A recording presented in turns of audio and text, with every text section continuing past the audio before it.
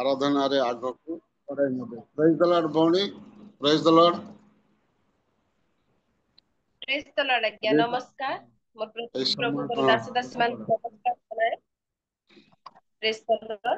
ପ୍ରଭୁଙ୍କ ମହାନାମର ଧନ୍ୟବାଦ ଦେଇ ସୁନ୍ଦର ସୁଯୋଗ ନିମନ୍ତେ ଏବଂ ରିଏଲ ମିନିଷ୍ଟ୍ରିର ହୋଷ୍ଟ ଆଜ୍ଞାଙ୍କୁ ମଧ୍ୟ ଧନ୍ୟବାଦ ଜଣାଇ ସୁନ୍ଦର ସୁଯୋଗ ମତେ ଦେଇଥିବାରୁ ଏବଂ ବିନୋଦ ପାଲ ଆଜ୍ଞାଙ୍କୁ ମଧ୍ୟ ହୃଦୟର କୃତଜ୍ଞତା ଜଣାଏ ମତେ ବହୁତ ସୁନ୍ଦର ଭାବରେ ଆହ୍ୱାନ କରିଥିବାରୁ। ପ୍ରେଜ୍ ଦ ଲର୍ଡ। ଆସନ୍ତୁ ଆମେ ଆରାଧନା ମଧ୍ୟକୁ ଯିବା। ଗୀତ ସଂହିତା 136 ଗୀତ 5 ପଦରେ ଲେଖା ଅଛି, ଯେ ବୁଦ୍ଧିରେ ଆକାଶ ମଣ୍ଡଳ ନିର୍ମାଣ କଲେ ତାହାଙ୍କର ଧନ୍ୟବାଦ କର, କାରଣ ତାହାଙ୍କ ଦୟା ଅନନ୍ତ କାଳ ସ୍ଥାୟୀ। ଯେ ଭୂମଣ୍ଡଳକୁ ଜଳରାଶି ଉପରେ ବିସ୍ତୀର୍ଣ୍ଣ କଲେ ତାହାଙ୍କର ଧନ୍ୟବାଦ କର, କାରଣ ତାହାଙ୍କ ଦୟା ଅନନ୍ତ କାଳ ସ୍ଥାୟୀ।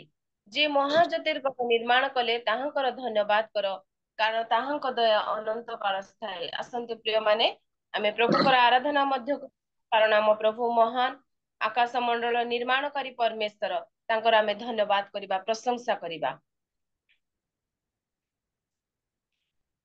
କର ଧନ୍ୟବାଦ, ଧନ୍ୟବାଦ କର, ତାଙ୍କ ଦୟା ଚିରକାଳ ସ୍ଥାୟୀ। କର ଧନ୍ୟବାଦ, ଧନ୍ୟବାଦ କର, ତାଙ୍କ ଦୟା ଚିରକାଳ ସ୍ଥାୟୀ।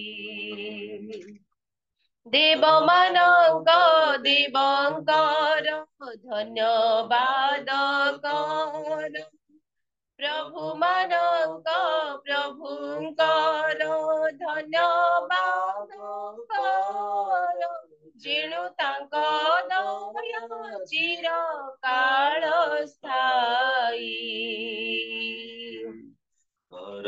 ଧନ୍ୟବାଦ, ଧନ୍ୟବାଦ କର, ତାଙ୍କ ଦୟା ଚିରକାଳ ସ୍ଥାୟୀ।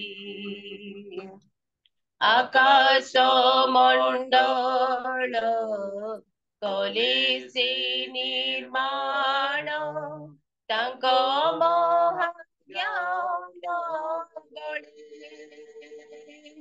ଭୂମଣ୍ଡଳକୁ ସେ କରିଲେ ବିସ୍ତୀର୍ଣ୍ଣ, ମହାଜଳ ରାଶି ପରେ। ଦିବସ ଉପରେ କର୍ତ୍ତୃତ୍ୱ ଦେବାକୁ କରିଲେ ସୂର୍ଯ୍ୟ ନିର୍ମାଣ, ରାତ୍ରିରେ କର୍ତ୍ତୃତ୍ୱ ପାଇଁ ଖଞ୍ଜି ଦେଲେ ଚନ୍ଦ୍ର ଓ ତାରାଗଣ, ଯେଣୁ ତାଙ୍କ ଦୟା ଚିରକାଳ ସ୍ଥାୟୀ। କର ଧନ୍ୟବାଦ, ଧନ୍ୟବାଦ କର, ତାଙ୍କ ଦୟା ଚିରକାଳ ସ୍ଥାୟୀ। କର ଧନ୍ୟବାଦ,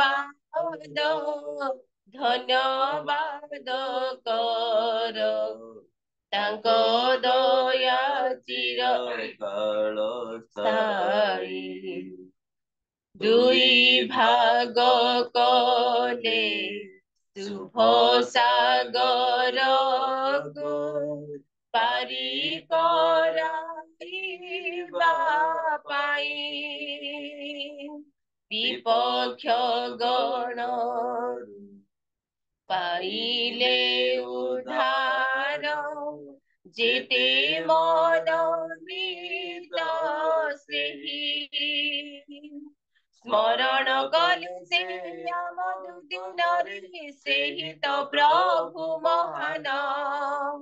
ସମସ୍ତ ପ୍ରାଣୀକୁ ଆହାର ଦିଅନ୍ତି, ସେ ତ ଅତି ଦୟାବାନ, ଯେଣୁ ତାଙ୍କ ଦୟା ଚିରକାଳ ସ୍ଥାୟୀ।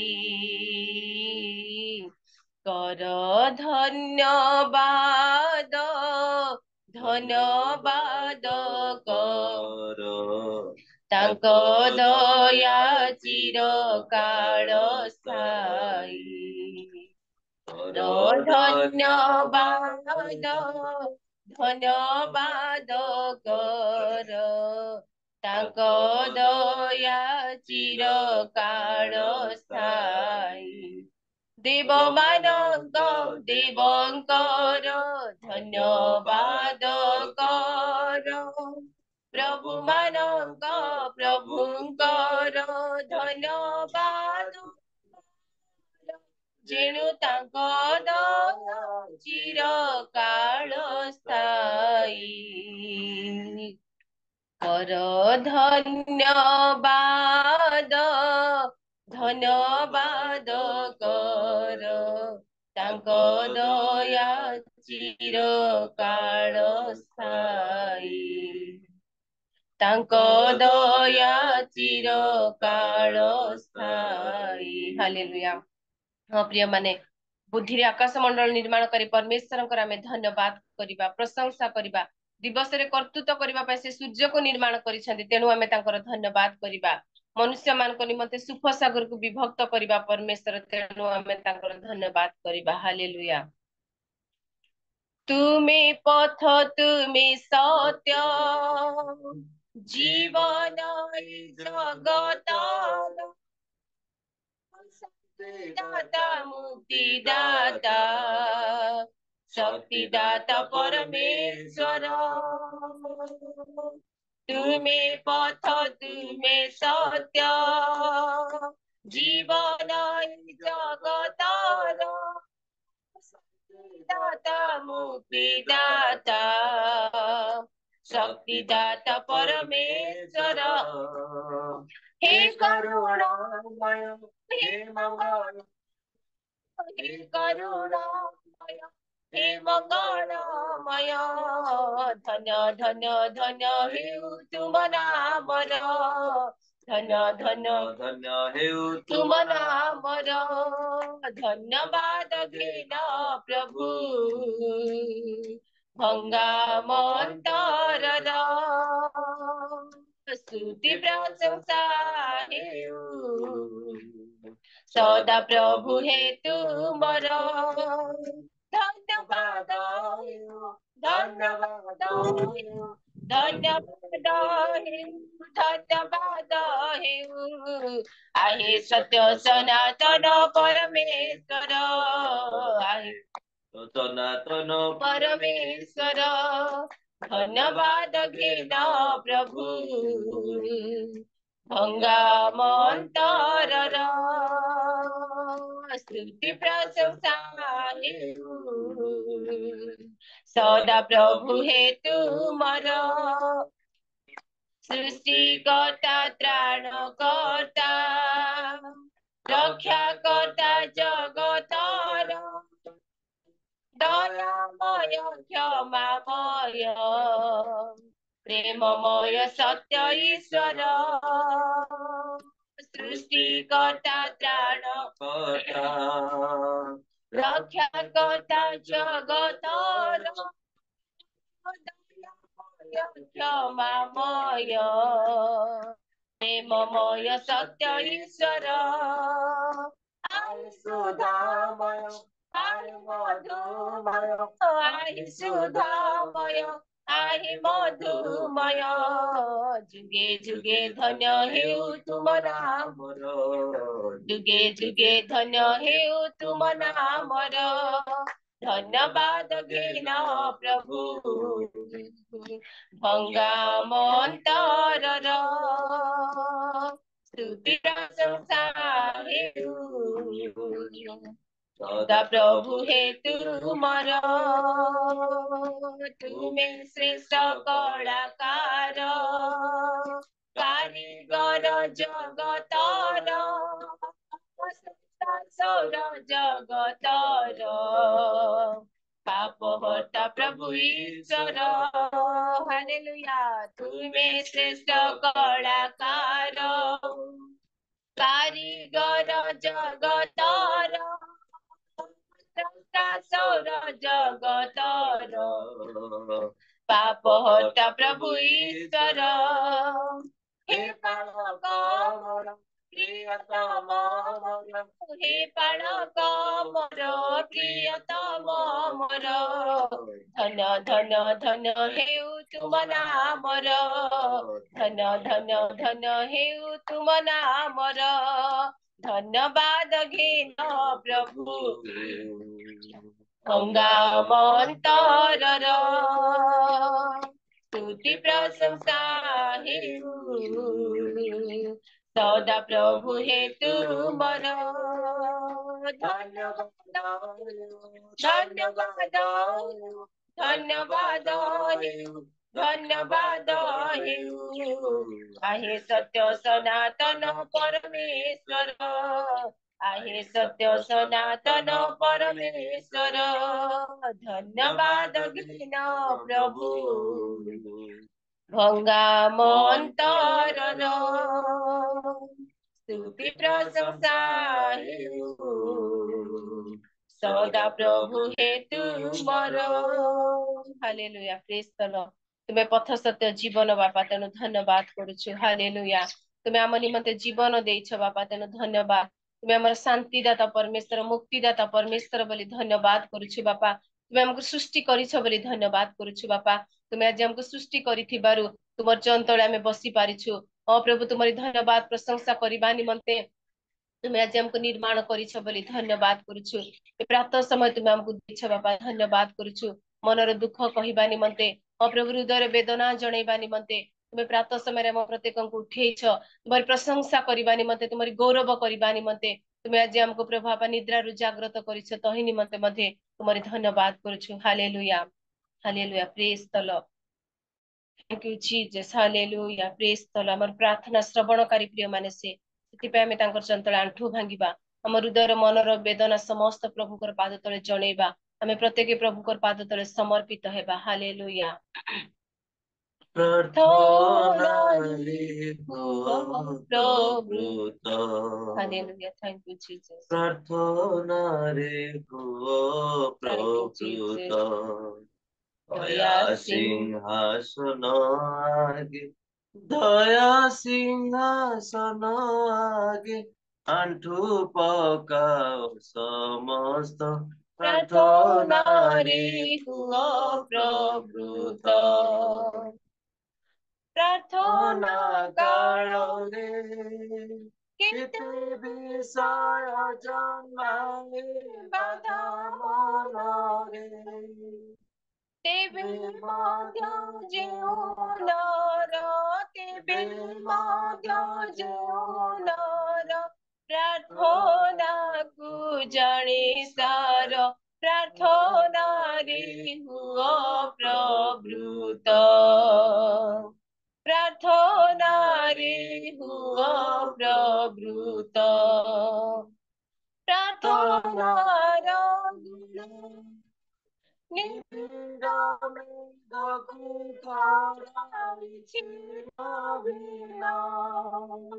Jakubara drusya siri prarthona re tohi chadhi हुए आशीर्वाद दत्त प्रार्थना रे हुआ प्रवृत्त प्रार्थना रे हुआ प्रवृत्त हालेलुया प्रेज द लॉर्ड तुम्हें प्रार्थना श्रवण करी परमेश्वर बापा से दिन तुम्हें मोसांक प्रार्थना सुनिथिलो तुम्हें से दिन एलियंकर प्रार्थना सुनिथिलो बापा तुम्हें से दिन जिहोसियंकर प्रार्थना रे कर्णपात करिथिलो धन्यवाद बापा धन्यवाद केवल जे तुम्हें सेमानकर प्रार्थना सुनिथिलो ताहा नुहे बापा हम प्रत्येकंकर प्रार्थना रे कर्णपात करिबा परमेश्वर एबे मध्ये तुम्हें खोजुछ बापा मो संतान माने डाकंतु बोली मो पिला माने विनती करंतु बोली तुम्हें एबे मध्ये खोजुछ बापा धन्यवाद से दिन तुम्हें दानिएल को प्रार्थना सुनिथिलो सिंह मानकर मुख को बंद करिथिलो हालेलुया से दिन मोसांकर प्रार्थना सुनिथिलो एवं सुख सागर को विभक्त करिथिलो धन्यवाद बापा धन्यवाद धन्यवाद हालेलुया तुम्हें महान परमेश्वर तुम्हें पवित्र परमेश्वर तुम्हें देव मानकर देव राजा मानकर राजा परमेश्वर बोली तुम धन्यवाद करुछु हालेलुया आसंतु प्रिय माने वाक्य मध्ये को जीवा पूर्व प्रत्येक प्रभुकर पाद तले समर्पित हेबा hallelujah thank you Jesus hallelujah hallelujah hallelujah hallelujah praise the Lord. तुम समय जगते केही नाही, तुम बिना सहारा मन नहीं केही, रहिथिबि तुम कड़े प्रिय मोर, तुमे का सबु किछि जीसु मोर। तुम समय जगते केही नाही, तुम बिना सहारा नहीं केही, रहिथिबि तुम कड़े प्रिय मोर, तुमे का सबु किछि जीसु मोर। आराधना तुम आराधना प्रभु जिसु तुम आराधना, तुम आराधना प्रभु जिसु तुम आराधना। समर्पुछि निजकु तुमरि हस्ते, वाक्य देई धोई दियो प्रभु मते, तुमरि इच्छारे मते कढ़ाई नियो, पवित्र आत्मारे मते भरि दियो। समर्पुछि निजकु तुमरि हस्ते, वाक्य देई धोई दियो प्रभु मते, तुमरि इच्छारे मते कढ़ाई नियो, पवित्र आत्मारे मते धोई दियो। आराधना तुम आराधना प्रभु जिसु तुम आराधना, तुम आराधना प्रभु जिसु तुम। Hallelujah praise the Lord. Hallelujah hallelujah hallelujah hallelujah praise the Lord. Thank you Jesus, thank you Jesus. Hallelujah hallelujah hallelujah hallelujah praise the Lord, praise the Lord, hallelujah praise the Lord. प्रभु ଆମେ ବାକ୍ୟ ମଧ୍ୟକୁ ଯାଉଛୁ ବାପା, ତୁମେ ଆମକୁ ପରିଷ୍କାର କର, ଶୁଚି କର, ଆମର କର୍ଣ୍ଣକୁ ତୁମେ ଉନ୍ମୁକ୍ତ କର, ହୃଦୟକୁ ପବିତ୍ର କର ବୋଲି ପ୍ରାର୍ଥନା କରୁଛୁ। ଯୋଉ ଦାସଙ୍କୁ ତୁମେ ମନୋନୀତ କରିଛ ତାଙ୍କୁ ହଜାଅ ଲୁଚାଅ, ତାଙ୍କ ମୁଖ ଦ୍ୱାରା ଆମ ପ୍ରତ୍ୟେକଙ୍କୁ କଥା କୁହ। ସେ ବାକ୍ୟ ଶୁଣି ଯେପରି ଆମେ ପରିତୃପ୍ତ ହେବାକୁ ପାରିବୁ, ସଜାଡି ହେବାକୁ ପାରିବୁ, ସଚେତନ ହେବାକୁ ପାରିବୁ, ତୁମେ ଦୟା ଅନୁଗ୍ରହ କର। ସମସ୍ତ ବିଷୟକୁ ତୁମରି ପାଦ ତଳେ ସମର୍ପଣ କରି ପ୍ରିୟ ପ୍ରଭୁ ଯୀଶୁଙ୍କ ନାମରେ ମାଗୁଛୁ, ଆମେନ୍। आमेन आमेन। बहुत बहुत धन्यवाद भौणी, सुंदर भाव साधना करी गीत गान करी प्रभुଙ୍କର गौरव करू करू प्रभु निकटवर्ती कराइछन्ते। एतପାଇଁ प्रभु आपनको आशीर्वाद करंतु, आपन परिवार को मध्य आशीर्वाद निश्चित भावे सामल आज्ञा मध्य साइड रे सपोर्ट करूथिले दुई दासी को मध्य विशेष विशेष धन्यवाद देवी। प्रभुଙ୍କର गौरव हो, प्रभु तांको आशीर्वाद करंतु। मोर आवाज सुबुची आज्ञा? धन्यवाद। हमर गौरव हो, मोर टिके कम आवाज क्षमा करिवे। मु एते प्राउड भाव रे कहि पारुनी, अति वर्णना करि पारुनी, बनै चुनै कहिबार मोर अभिज्ञता नाही, भी कहिबी मध्य नाही। आ जा हो एई समय रे हमें प्रभु दुई दासी को धन्यवाद देव, दास दासी को धन्यवाद देवी। सुंदर आराधना करी गीत गान करी हम प्रभु निकटवर्ती कराइथिबा तो प्रभु तांको आशीर्वाद करंतु। आसंतु एई समय रे हमें एबे मुख्य समय को जीवा, मुख्य समय को जीवा। आ सुविधा अनुसार आपण माने वीडियो ऑन करी बसी पारिबे। धन्यवाद। और वाक्य ने आउस्थिबा दासंक निमंते हमें प्रार्थना करबा। निश्चित भावे हमें प्रभुଙ୍କର चरण तले आम समर्पण करवा प्रार्थना करवा समर्पण करी यही प्रार्थना आमकर जुगल जेना आज्ञा प्रार्थना करेंगे प्रभु दास को नहीं आम समस्त जो सुस्थिर सहित बसवा प्रभुर वाक्य शुणा प्रभु दास को प्रभु निकटवर्ती कर प्रभुर निकट प्रभु चरण तले आम समर्पण होगा और समर्पण करवा वाक्य निमंते मु अनुरोध करी आम निकट प्रभुर दास बालक जुगल जेना अच्छा प्रेज द लॉर्ड आज्ञा प्रेज द लॉर्ड। नमस्कार आज्ञा हाँ प्रार्थना करी आग को बढ़ेगा। ओके प्रार्थना करिया। स्वर्ग जହାର सिंहासन पृथ्वी जହାର पादपीठ Lord Jesus, hallelujah.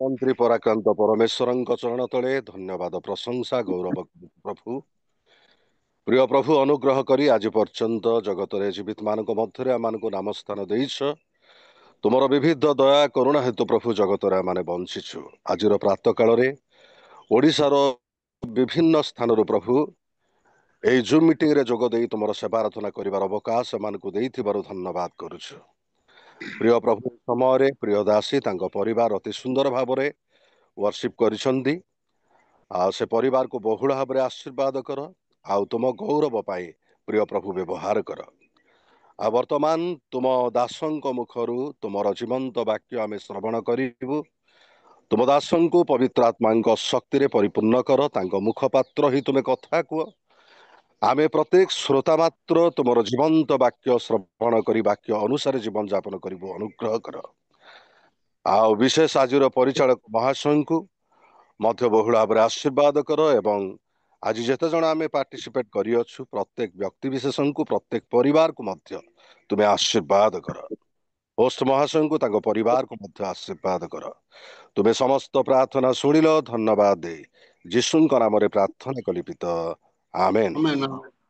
बहुत बहुत धन्यवाद आज्ञा बोझर सहित प्रार्थना करिसेंती प्रभु आपको आशीर्वाद करंतु आपनकर सेवा कार्य को आपनकर मंडली को आउरी आउरी वृद्धि शक्ति दियंतु धन्यवाद प्रभुर गौरव हो एई समय रे आमे प्रभुर दास को आमे स्वागत करू मु वाक्य पढ़ी तांको स्वागत करे इस समय रे मु गोटे वाक्य पढ़बी एवं मन सुनिबे एणु उक्त अछि हे निद्रित जाग मृत मानक मध्यरु उठ पुणी ख्रीष्ट तुमको आलोक प्रदान करिवे अतएव अज्ञान परि न होई ज्ञानी परि निज निज आचरण संबंध रे विशेष सावधान हुओ पुणी सुजोगर सद्व्यवहार कर कारण काल मंद अटे एणु निर्बोध न होई प्रभुଙ୍କର इच्छा कण ताहा बुझ प्रभु ए पदवाक्य हम समस्त को आशीर्वाद करंतु इस समय रे प्रमेय आसीबा इस समय रे वक्ता महाशय उपस्थित अछंती आउ तांको विषय मु अधिया किछि कहिबे नाही आउ काहेकि समस्ते तांको जानते अति परिचय लोक समस्ते जनाशुना लोक आपण माने जानिछंती तांको विषय अधिया वर्णना मु कहि करबी नाही कि कहि परिबे नाही एथिपाई आसंतो एई समय रे प्रभु जीशु ख्रीष्टଙ୍କ नामरे आउ आपनकर मुख्य गजपति सहरर पालाकेम्डी सहरर मुख्य मंडलीर पालक रेवरेंट अब्राहम कृष्णदास को मु प्रभु जीशु ख्रीष्टଙ୍କ नामरे स्वागत करे यहू आसीबे प्रभुकर जीवंत वाक्य ने परिवेषण करुवा समय रे आमे प्रत्येक ताको धन्यवाद देई हमर सुस्थिर सहित बसी जीवंत वाक्य मुख निसृत वाक्य को आम श्रवण कर हृदय मध्य रखा प्रेज द लॉर्ड आज्ञा प्रेज द लॉर्ड नमस्कार Praise the Lord. वाक्य परिवेशन Praise करी the Lord.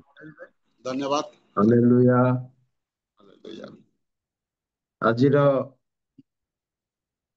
ପ୍ରାତଃକାଳୀନ ଜୁମ୍ ଉପାସନାରେ ଉପସ୍ଥିତ ଥିବା ହୋଷ୍ଟ ମହାଶୟ ପରିଚାଳକ ପ୍ରଭୁଙ୍କ ଦାସ ପାଲ ବାବୁ ଏବଂ ଆରାଧନା ଦ୍ୱାରା ମାନଙ୍କୁ ପ୍ରଭୁଙ୍କର ଉପସ୍ଥିତିରେ କଢାଇ ନେଇଥିବା ଭଉଣୀ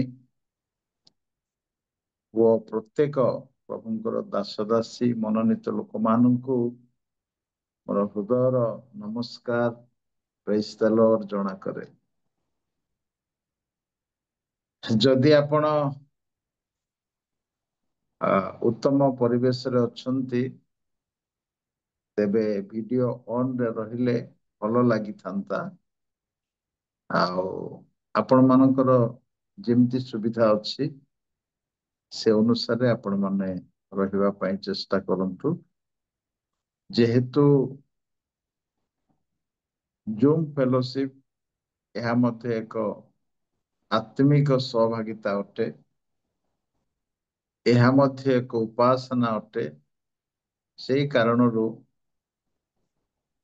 उपासना रे जेपरि हम माने परस्पर सम्मुखा सम्मुखी होई थाओ बसी थाओ देखी थाओ ए जूम रे मध्य से प्रकार उपासना बोली मने करी सेही सहभागितारे से मनोभाव रे आमे उपस्थित रहिबा द्वारा आमे प्रभुंकर उपस्थिति को पाई परिबा एवं परस्पर द्वारा माने उत्साहित होई परिबा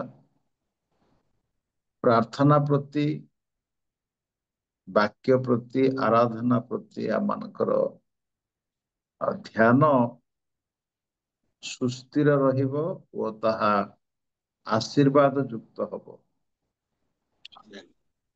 आओ प्रभुंकर दास होस्ट महाशय जो परिश्रम करी सकाळ रे उठी आमानଙ୍କୁ सजाग कराउछंती तांकर आखिर लोतक प्रार्थना मनर बोझ अर्थ व्यय वास्तव रे ताहा कार्य रे परिणत हबो तांको पई ताहा आशीर्वाद आम पई मध्य ताहा आशीर्वाद अटे आमे जेते जण एठारे बसिछु समस्ते प्राय प्रभुंकर वाक्य देवा दान प्राप्त दास दासी आराधना रे परस्पर को उत्साह देवा प्रभुंकर लोक माने तेणु आमे कहिबा लोक न हो शुणिबा लोक हो समय कि असमय सब बेले आम मुखरे सदा प्रभुंकर प्रशंसा थाउ समय कि असमय वाक्य प्रचार रो माध्यम आम जीवन रे चालू रही था प्रभुंक दास गत काली मते फोन रे गत काली मते बा दी दिन तले मते फोन रे कहले पालक बाबू आपनको बुधवार दिन प्रातः समय नबाक पड़ो हाँ कहली मते से मनोनीत कले से प्रभुंक दास बहुत बहुत धन्यवाद दिए प्रेज द लॉर्ड तेबे ए समय तो चली गलानी आमे 6:05:10 रे समाप्त करिबा आज आमनकर पई जो आलोचनार विषय रही ताहा अति बड़ तेणु समस्त विषय संपूर्ण भाव रे व्याख्या करि हबो नाही जदि केही चाहू थाए तेबे से नोट करि पारे जदि केवल शुणा को चाहती शुणी पारती किंतु अनुरोध करी जहाँ जहाँ आम शुणी था व्यक्तिगत भाव में ताकू जीवन में व्यवहार करने आम चेष्टा करवा जहाद्वारा प्रभु सकाशे अधिक प्रस्तुत निजे हो पारिबा एवं अन्य मानक मध्य प्रस्तुत करि परिबा जो माने प्रभु यीशु को विश्वास कले जो माने प्रभु यीशुंकर अनुगमन कले प्रथम शताब्दी रे विशेषतः 32 शताब्दी रु 100 भितरे विभिन्न नाम रे सेमानंकु नामित करागला प्रथम शताब्दी रे अर्थात 32 साल रु 100 साल भितरे जो माने प्रभु यीशु को विश्वास कले तांकर अनुगमन कले ସେମାନଙ୍କୁ ସେମାନଙ୍କର ଆଚରଣ, ବ୍ୟବହାର, ଜୀବନଶୈଳୀ, କଥାବାର୍ତ୍ତା, କାର୍ଯ୍ୟକଳାପ ଏସବୁ ଦେଖି ଲୋକମାନେ ସେମାନଙ୍କୁ ବିଭିନ୍ନ ପ୍ରକାର ନାମରେ ନାମିତ କଲେ। ଆମର ଆଚରଣ, ଆମର ବ୍ୟବହାର, ଆମର କଥାବାର୍ତ୍ତା, ଆମର କାର୍ଯ୍ୟକଳାପକୁ ଦେଖି ଆଜି ବି ଲୋକମାନେ ସେ ପ୍ରକାର କହନ୍ତି। ଆମର ପୋଷାକ ଏକ ପ୍ରକାର ହୋଇପାରେ, ଆମର ବ୍ୟବହାର ଯଦି ତାର ବିପରୀତ ଥିବ, ସେ ଅନୁସାରେ ହିଁ ଆମର ପରିଚୟ ରହିବ। ତ ସେଇ ଅନୁସାରେ ପ୍ରଥମ ଶତାବ୍ଦୀରେ ଲୋକମାନେ ଖ୍ରୀଷ୍ଟଙ୍କର ଅନୁସରଣକାରୀ ମାନଙ୍କୁ ନାମିତ କରିଥିଲେ। କିନ୍ତୁ ପ୍ରଥମ ଶତାବ୍ଦୀ ପରେ ବା ପ୍ରଥମ ଶତାବ୍ଦୀର ଶେଷ ଭାଗରେ ଯେତେବେଳେ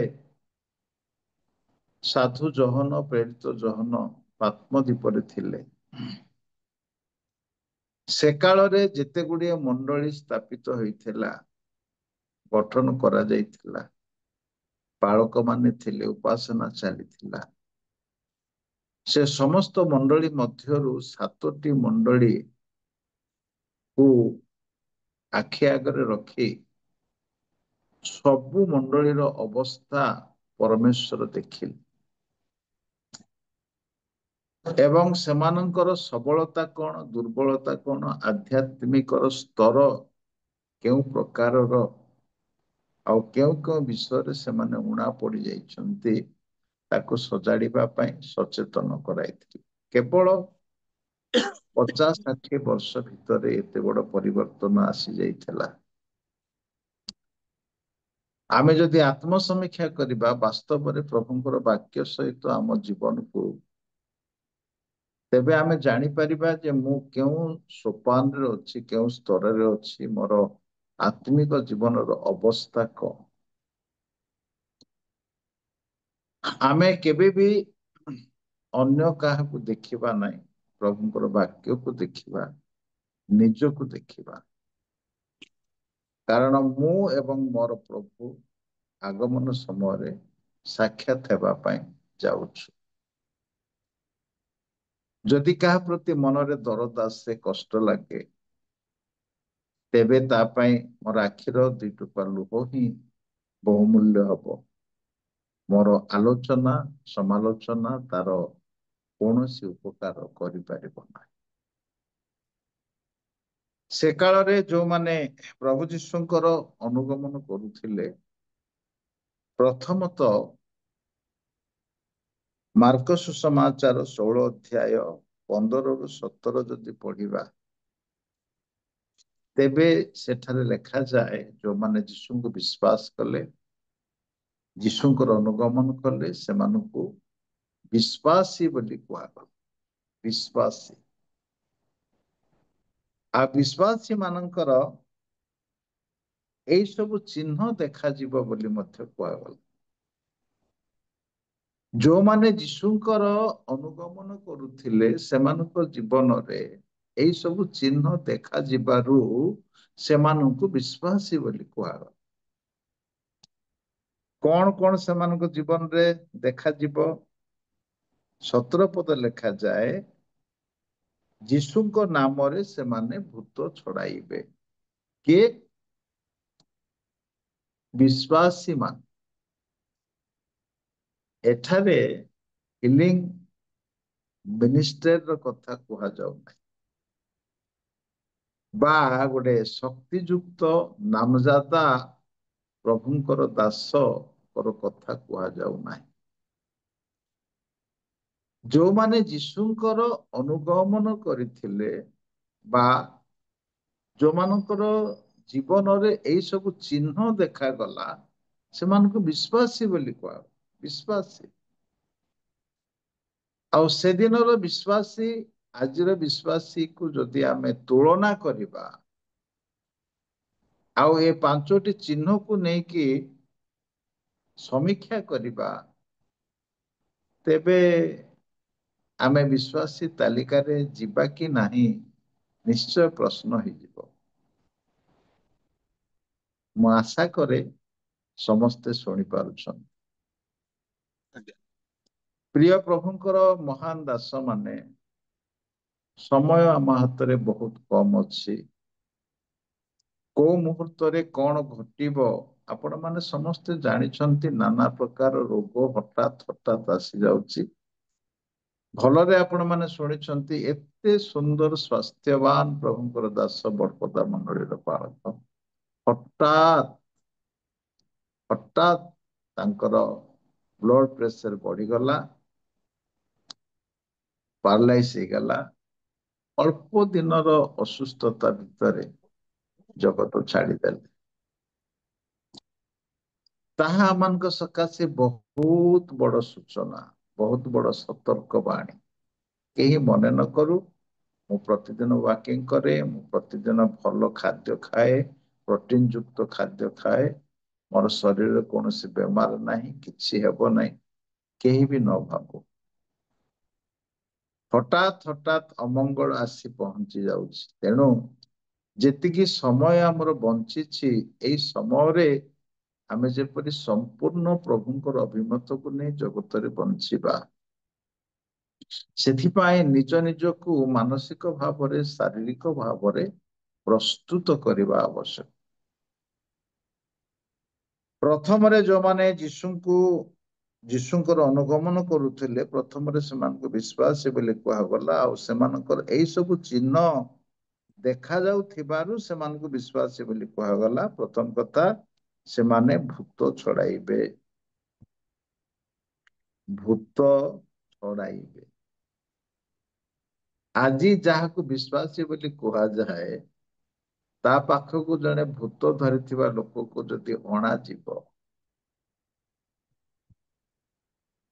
ଆଜ୍ଞା, ଭୂତ ଯିବ ନା ସେ ଯିବ ନା? ଚିନ୍ତାର ବିଷୟ ବାସ୍ତବରେ। ଲୋକମାନେ ଦେଖିଲେ ଯେ ବିଶ୍ୱାସୀ ମାନେ ଠିଆ ହେଲେ ଭୂତ ଚାଲି ଯାଉଥିଲା। ପ୍ରେଜ୍ ଦ ଲର୍ଡ, ହାଲେଲୁୟା। କି ପାୱାର ଆଜ୍ଞା! କେମିତିଆ ବିଶ୍ୱାସୀ ସେମାନେ ଥିଲେ ଚିନ୍ତା କରନ୍ତୁ। ସେ ଜାଗାରେ ଆଜି ଆମକୁ ପ୍ରଭୁ ଠିଆ କରିଛନ୍ତି। ବାଃ, କେଡେ ଭାଗ୍ୟବାନ! ସେ ସ୍ଥାନରେ, ସେ କାର୍ଯ୍ୟ ପାଇଁ, ସେ ଜୀବନ ପାଇଁ, ସେ ଆଚରଣ ପାଇଁ, ସେ ବ୍ୟବହାର ପାଇଁ, ସେ ଈଶ୍ୱରଙ୍କ ଶକ୍ତିକୁ ଲୋକଙ୍କ ଆଗରେ ପ୍ରଦର୍ଶନ କରିବା ପାଇଁ ସେ ସ୍ଥାନରେ ପ୍ରଭୁ ଆମକୁ ଠିଆ କରିଛି। ଆମେ ଯୀଶୁଙ୍କର ଅନୁଗମନକାରୀ, ପଶ୍ଚାତ ଗମନକାରୀ। ଆମ ଜୀବନରେ ସେ ଶକ୍ତି ଲୋକଙ୍କ ନିକଟରେ ପ୍ରକାଶିତ ହେବା ଆବଶ୍ୟକ। ସେମାନେ ଭୂତ ଛଡାଇବେ, ନୂତନ ନୂତନ ଭାଷାରେ କଥା କହିବେ, ହସ୍ତରେ ସର୍ପ ଧରିବେ, ପ୍ରାଣନାଶକ କୌଣସି ପଦାର୍ଥ ପାନ କଲେ ସେମାନଙ୍କର କିଛି କ୍ଷତି ହେବ ନାହିଁ। ପୀଡ଼ିତ ମାନଙ୍କ ଉପରେ ହାତ ଥୋଇଲେ, ପ୍ରାର୍ଥନା କଲେ ବୋଲି ଲେଖାଏ। କି ପାୱାର ଆଜ୍ଞା! ସତ ଈଶ୍ୱର ଖ୍ରୀଷ୍ଟ ଯୀଶୁ ପବିତ୍ର ଆତ୍ମା ସେମାନଙ୍କର ଶରୀରରେ ସମ୍ପୂର୍ଣ୍ଣ ବିଦ୍ୟମାନ ରହୁଥିଲେ। ପ୍ରେଜ୍ ଦ ଲର୍ଡ, ହାଲେଲୁୟା। ସମ୍ପୂର୍ଣ୍ଣ ବିଦ୍ୟମାନ। ଯୀଶୁ ଛୁଇଁଲେ ଯେପରି ଲୋକମାନେ ସୁସ୍ଥ ହଉଥିଲେ, ସେ କାଳରେ ଯୋଉମାନେ ଯୀଶୁଙ୍କର ଅନୁଗାମୀ ହେଉଥିଲେ, ସେମାନେ ଛୁଇଁଲେ ସୁସ୍ଥ। ବାଃ, ପ୍ରେଜ୍ ଦ ଲର୍ଡ, ହାଲେଲୁୟା। ସେଥିପାଇଁ ସେମାନଙ୍କୁ ବିଶ୍ୱାସୀ ବୋଲି କୁହାଗଲା। ତାପରେ ଆଉ କିଛି ସମୟ ଗଲା ପରେ ମାଥ୍ୟୁ 28 ଅଧ୍ୟାୟ 1-20 ପଦ ଯଦି 28 ଅଧ୍ୟାୟ 19-20 ପଦ ଯଦି ପଢିବା, ତେବେ ଶେଷ ପ୍ରଭୁ ଯୀଶୁ ଜଗତରୁ ବିଦାୟ ନେବା ପୂର୍ବରୁ ଶିଷ୍ୟମାନଙ୍କୁ ଏ କଥା କରେ, ତୁମେ ଲୋକମାନଙ୍କୁ ପ୍ରଚାର କର, ଶିକ୍ଷା ଦିଅ, ବାପ୍ତିସ୍ମ ସେମାନେ ନିଅନ୍ତୁ। ବାପ୍ତିସ୍ମ ନେଲା ପରେ ମୁଁ ଯେଉଁ ଯେଉଁ ବାକ୍ୟ ତୁମମାନଙ୍କୁ କହିଅଛି, ଯେଉଁ ଯେଉଁ ବାକ୍ୟ, ଗୋଟିଏ ଦିଟା ନୁହେଁ, systematic study, hallelujah, systematic study. ମୁଁ ଯେଉଁ ଯେଉଁ ବାକ୍ୟ ତୁମମାନଙ୍କୁ କହିଅଛି, ମୁଁ ପିତାଙ୍କ ଠାରୁ ଶୁଣିଲି, ପିତାଙ୍କ ପାଖରେ ଦେଖିଲି, ଯାହା ପିତା ମତେ ଜଣାଇଲେ ତାହା ମୁଁ ତୁମମାନଙ୍କୁ, ତୁମେ ମାନେ ମୋ ଠାରୁ ଯାହା ଯାହା ଶୁଣିଲ ବର୍ତ୍ତମାନ ସେଇ ସବୁ ସେଇ ପ୍ରକାରେ ଯୋଉମାନଙ୍କ ସହଭାଗିତାରେ ତୁମେ ଆସୁଛ ସେମାନଙ୍କୁ ତୁମେ ଜଣାଅ, ସେଇପରି ଜଣାଅ। ମୁଁ ଭାବୁଛି ବୋଲି କୁହ ନାହିଁ, ବାକ୍ୟରେ ଏହା ଲେଖା ଅଛି ବୋଲି। ଆମେନ୍, ହାଲେଲୁୟା। ବାକ୍ୟରେ ଏହା ଲେଖା ଅଛି, ପ୍ରଭୁ ଯୀଶୁ ଏହା କହନ୍ତି, ପବିତ୍ର ଆତ୍ମା ଏହା କହନ୍ତି, ମୁଁ ଯେଉଁ ଯେଉଁ ଶିକ୍ଷା ତୁମମାନଙ୍କୁ ଦେଇଅଛି ସେଇ ସବୁ ପାଳନ କରିବାକୁ ଶିକ୍ଷା ଦେଇ ସେମାନଙ୍କୁ ଶିଷ୍ୟ କର। ଶିଷ୍ୟ କଥା ଆମେ ସଭା ଶେଷରେ ଆଲୋଚନା କରି ସମାପ୍ତ କରିବା। ତାର କିଛି ସମୟ ପରେ ଶିଷ୍ୟ ମାନଙ୍କର ସଂଖ୍ୟା ବଢୁଥିଲା, ବିଶ୍ୱାସୀ ମାନଙ୍କର ସଂଖ୍ୟା ବଢୁଥିଲା, ଯୀଶୁଙ୍କର ଅନୁଗାମୀ ହେବା ଲୋକମାନଙ୍କର ସଂଖ୍ୟା ବଢୁଥିଲା, ଆଉ ବିଶ୍ୱାସୀ ଶିଷ୍ୟରୁ ନାମ ପରିବର୍ତ୍ତନ ହେଲା। କାହିଁକି? ପ୍ରେରିତ 11 ଅଧ୍ୟାୟ ତହିଁର 26 ପଦ ଯଦି ପଢିବା, କେହି ଜଣେ ଦୟାପୂର୍ବକ ପଢନ୍ତି। Praise God, thank you Jesus। ପଢି ହବନି କି? ପୁଣି ସେ ତାହାଙ୍କୁ ପାଇଁ ଅନ୍ତାକ୍ଷାକୁ ଘେନି ଆସିଲେ। ସେମାନେ ସମ୍ପୂର୍ଣ୍ଣ 1 ବର୍ଷ ପର୍ଯ୍ୟନ୍ତ ମଣ୍ଡଳୀର ସହିତ ରହି ଅନେକ ଲୋକଙ୍କୁ ଶିକ୍ଷା ଦେଲେ।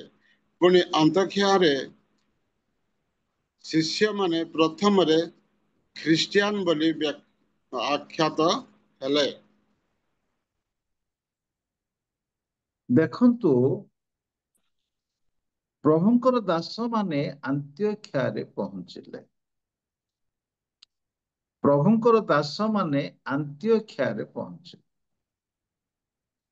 ଆନ୍ତିଓଖ୍ୟାରେ ସେମାନେ କେବଳ 1 year ଟିଚିଂ, 1 ବର୍ଷ କେବଳ ସେମାନେ ଶିକ୍ଷା ଦେଲେ। କେଉଁମାନଙ୍କୁ? ଶିଷ୍ୟମାନଙ୍କୁ। କେଉଁମାନଙ୍କୁ? ବିଶ୍ୱାସୀ ମାନଙ୍କୁ। ବିଶ୍ୱାସୀ ମାନଙ୍କୁ, ଶିଷ୍ୟମାନଙ୍କୁ, ଯୀଶୁଙ୍କର ଅନୁଗାମୀ ମାନଙ୍କୁ କେବଳ 1 ବର୍ଷର ଶିକ୍ଷାରେ ତାଙ୍କର ନାମ ବଦଳିଗଲା।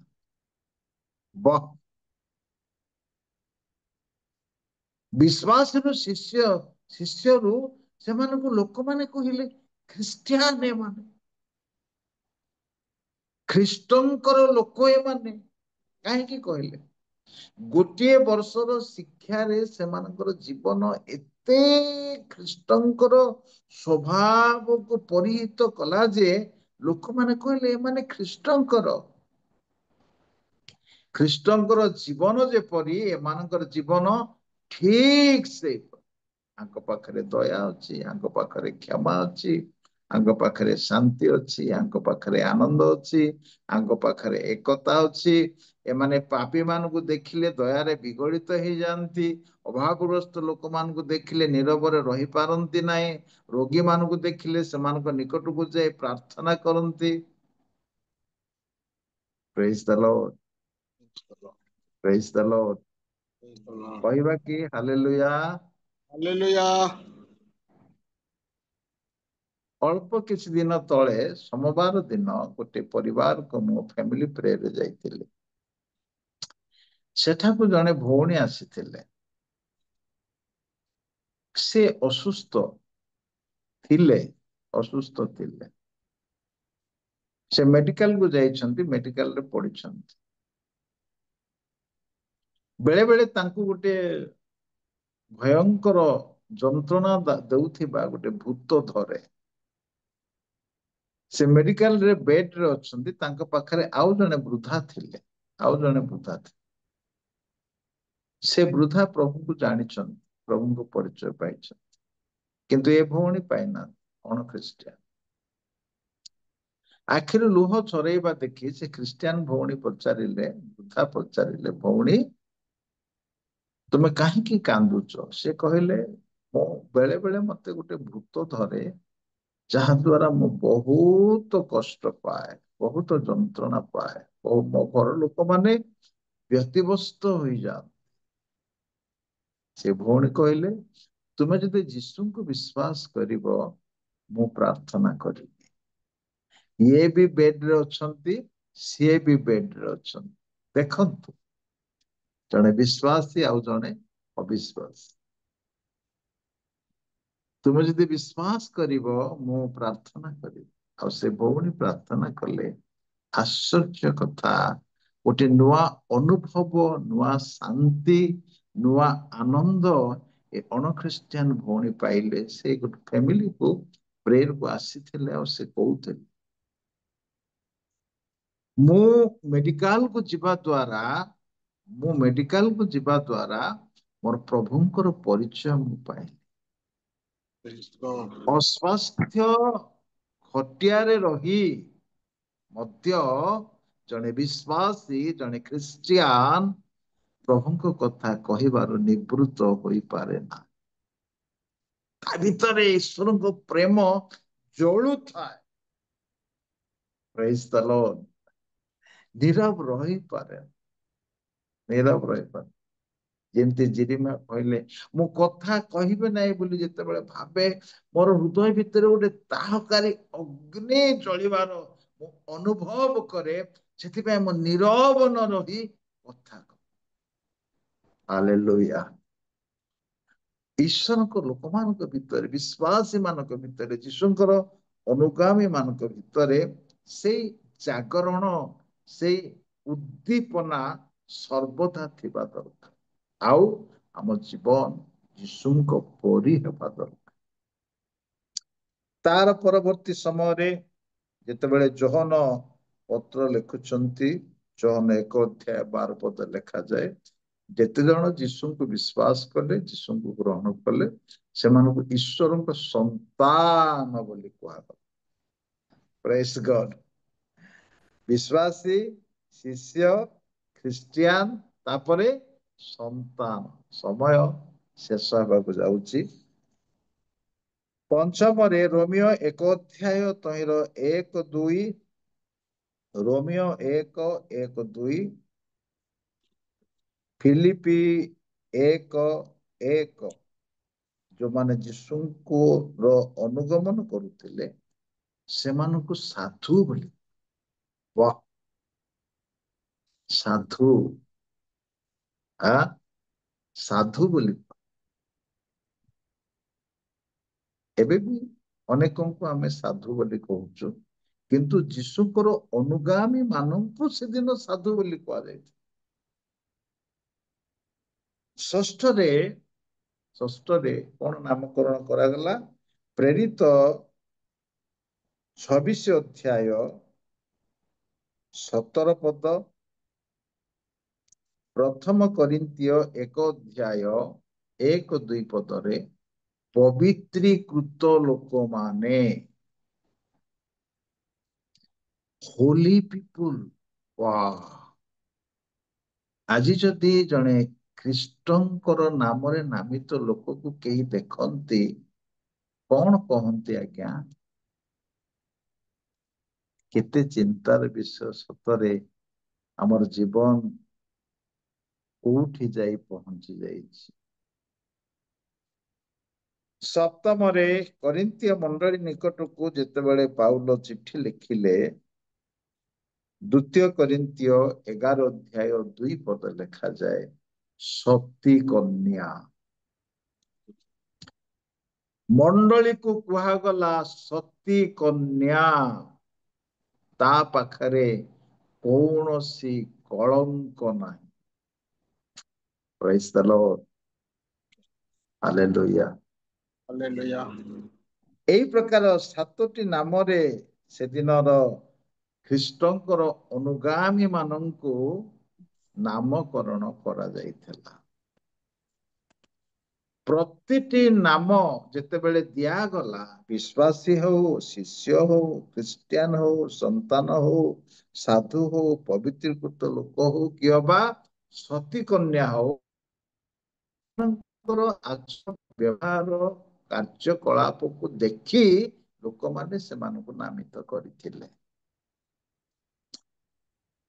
ପ୍ରଭୁ ଆମ ପ୍ରତ୍ୟେକଙ୍କୁ ଏ ପ୍ରକାର ଭାବରେ ଆଶୀର୍ବାଦ କରନ୍ତୁ, ଯୋଉ ସ୍ତରରେ ଆମେ ରହୁନା କାହିଁକି, ଖ୍ରୀଷ୍ଟଙ୍କର ଅନୁଗାମୀ ଭାବରେ ଆମ ଜୀବନରେ ଖ୍ରୀଷ୍ଟଙ୍କର ସ୍ୱଭାବ ଦେଖାଦେବ। ଶିଷ୍ୟ କୋଉମାନେ? ଶିଷ୍ୟ, ସବୁ କଥା ବ୍ୟାଖ୍ୟା କରିହବ ନାହିଁ। ଶିଷ୍ୟ କୋଉମାନଙ୍କୁ କୁହାଗଲା?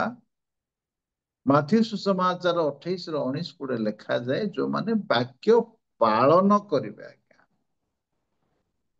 ପାଳନ ନ କଲେ ସେ ଶିଷ୍ୟ ନାମରେ ନାମିତ ହୋଇପାରିବ ନାହିଁ। ପ୍ରଥମ କଥା। ଦ୍ୱିତୀୟ କଥା, ଲୁକ 14:25-27 ଏବଂ 33। ଲୁକ 14:25-27 ଏବଂ 33ରେ ଲେଖାଯାଏ, ଯୋଉମାନେ ନିଜକୁ ସମ୍ପୂର୍ଣ୍ଣ ଭାବରେ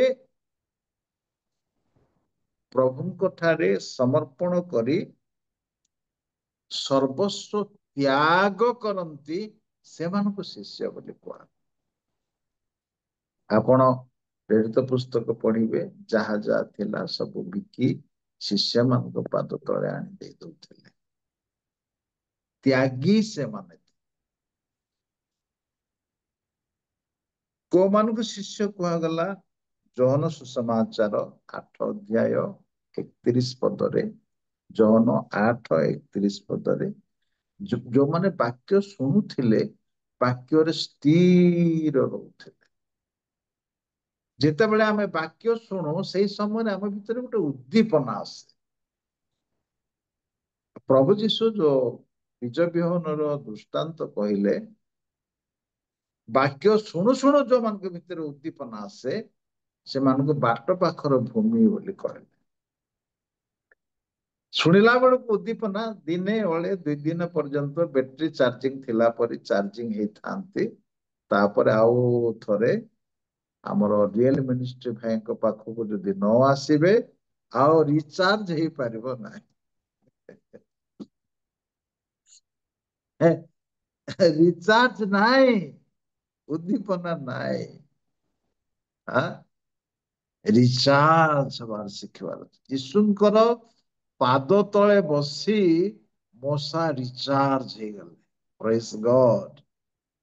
ଯେତେବେଳେ ସେ ପାହାଡରୁ ଓହ୍ଲଉଛନ୍ତି, ଲୋକମାନେ ତାଙ୍କୁ ଦେଖି ପାରିଲେ ନାହିଁ, ଦେଖି ପାରିଲେ। ବାଃ, କି ପାୱାର! ବର୍ତ୍ତମାନ ଦିନମାନଙ୍କରେ ପ୍ରଭୁଙ୍କର ଲୋକମାନେ ବାକ୍ୟରେ ସ୍ଥିର ରହି ଚାର୍ଜିଂ ହେଇକି ରହିବା ଅଛି। ବାକ୍ୟରେ ପରିପୂର୍ଣ୍ଣ ଆମର କଥାବାର୍ତ୍ତା ଆଉ ଆମର ବାକ୍ୟ, ଆମର ଜୀବନ ବ୍ୟାଲେନ୍ସ ଥିବା ଅଛି। ଶିଷ୍ୟ ସେମାନଙ୍କୁ କୁହାଗଲା, ଯୋହନ 13:35 ଯୋଉମାନେ ପରସ୍ପରକୁ ପ୍ରେମ କରୁଥିଲେ। ଟିକେ ଧ୍ୟାନ ଦେଇ ଶୁଣିବା। ଯୋଉମାନେ ପରସ୍ପରକୁ ପ୍ରେମ କରୁଥିଲେ, ସେମାନଙ୍କୁ ଶିଷ୍ୟ ବୋଲି କୁହାଗଲା। ଏବେର ଶିଷ୍ୟ ଯେ ଆମେ ମାନେ, ମୁଁ ଯଦି କାହାକୁ ପ୍ରେମ କରୁଛି, ମୋର ଆଉ ଜଣେ ସାଙ୍ଗ ଯଦି ତାକୁ ପ୍ରେମ କରୁନଥିବ, ମତେ ସେ ପ୍ରେମ କରିପାରୁନାହିଁ। ବାଃ, କି ବଢିଆ ଶିଷ୍ୟ ଆମେ, ନାଇକି? ମନେ କରନ୍ତୁ, ମୁଁ ପିଟର ଭାଇଙ୍କୁ ପ୍ରେମ କରୁଛି। ପାଲ ଭାଇଙ୍କର ପିତର ଭାଇଙ୍କର ପଟାପଟି ନାହିଁ, ଟିକେ ମନମାଳିନ ଅଛି। ମତେ ପାଲ ଭାଇ କହିବେ, ଭାଇ ତୁମେ ପିଟର ଭାଇଙ୍କୁ ଜାଣିନାହ, ତୁମେ ତାଙ୍କ ସହିତ କାହିଁକି ମିଶୁଛ, କାହିଁକି କଥା ହଉଛ? ଯଦି ତୁମେ ତାଙ୍କ ସହିତ ସମ୍ପର୍କ ରଖିବ, ମୁଁ ତୁମ ସହିତ ରଖିପାରିବି ନାହିଁ। କିଏ କହୁଛି? ଶିଷ୍ୟ, ଏବେର ଶିଷ୍ୟ। ପ୍ରଭୁ ଯୀଶୁ କହିଲେ, ତୁମାନଙ୍କର ପରସ୍ପର ପ୍ରତି ପ୍ରେମ ସମାନ ବାଲାନ୍ସରେ ରହୁ, ତେବେ ତୁମେ ମୋର ଶିଷ୍ୟ। ଶିଷ୍ୟର ଆଉ ଗୋଟେ ଯୋଗ୍ୟତା କଣ? ମାଥ୍ୟୁ 13:52 ଲେଖାଯାଏ, ସେ ନୂଆ ପୁରୁଣା ପଦାର୍ଥ ବାହାର କରି ସତ୍ୟାସତ୍ୟ ଗଭୀର ଭାବପୂର୍ଣ୍ଣ ସମ୍ବାଦ ନିଜେ ଗ୍ରହଣ କରୁଥିବ, ଅନ୍ୟମାନଙ୍କୁ ଦେଇପାରୁଥିବ, ତାକୁ ଶିଷ୍ୟ ବୋଲି କୁହାଯାଏ। ବାକ୍ୟ ପ୍ରଚାର କରିବାକୁ ସମୟ ମିଳିଲେ ହିଁ ବେଳେ ବେଳେ ଏ ଶିଷ୍ୟମାନଙ୍କ ହାତରେ, ବର୍ତ୍ତମାନର ଶିଷ୍ୟମାନଙ୍କ ହାତରେ ବାଇବେଲ ଦେଖିବାକୁ ମନ ହୁଏ, କିନ୍ତୁ ପ୍ରତିଦିନ ହୁଏ ନାହିଁ। କୁଆଡୁ ଆଜ୍ଞା ମିଳିବ? କୁଆଡୁ ମିଳିବ? କୋଉଠୁ ଶୁଣିଥିବା, ନୋଟ କରିଥିବା, ତାକୁ ପ୍ରଚାର କରିଦେବା। First apply, then supply. First apply yourself, then you will supply to others. ନିଜ ଜୀବନରେ ପ୍ରଥମରେ ବ୍ୟବହାର କରି, ତେବେ ଆମେ ଶିଷ୍ୟ ହେଇପାରିବା। ଯୋହନ 15:8 ଆଉ 16 ଲେଖାଯାଏ, ଯେ ପ୍ରଚୁର ଫଳ ଫଳିବ ସେ ମୋର ପ୍ରକୃତ ଶିଷ୍ୟ।